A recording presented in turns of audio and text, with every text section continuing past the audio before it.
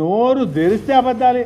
అరే ఏమైనా చెప్పడానికి లేకపోతే వినటోనికన్నా బాధ అవుతుంది వయసు సిగ్గుండా. ఇది అంటారు చూడు, అట్లున్నది నా పరిస్థితి. అది వింటుంటే ఇబ్బంది అవుతుంది. నిన్న మాట్లాడుతూ తమ్మిడి హేటికెళ్ళి గ్రావిటీ ద్వారా నీళ్ళు వస్తుంది అంటాడు. అరే అమ్మ వీళ్ళకి ఏం చెప్పాలి, ఎక్కడికి అత్తయ్య. ఇది అప్పుడు నేను ఇరిగేషన్ మినిస్టర్ ఉన్నప్పుడు డ్రాయింగ్. తమ్మిడి హట్టి నుంచి ఎల్లంపల్లికి నీళ్లు రావాలంటే 2 లిఫ్ట్లు ఉంటాయి బాస్.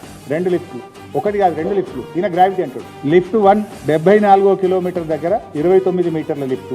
లిఫ్ట్ 2 92వ కిలోమీటర్ దగ్గర 19 మీటర్ల లిఫ్ట్. 2 లిఫ్ట్లు ఉన్నాయి దాంట్లో.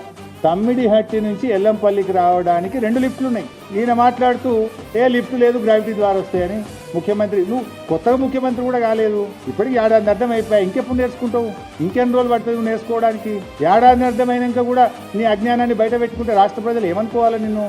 2 లిఫ్ట్లు ఉన్నాయి కదా, ఇది ఏమన్నా మాట్లాడితే ప్రతిపక్షంలో ఉన్నప్పుడు అంటే నువ్వు ఎటుబాట్లనే చెల్లింది. యూఆర్ చీఫ్ మినిస్టర్, కాన్స్టిట్యూషనల్ పోస్ట్లో ఉన్నావు. మాట్లాడేటప్పుడు ఆచి తూచి 1కి 2 సార్లు చూసుకొని మాట్లాడాలి మిస్టర్ రేవంత్ రెడ్డి.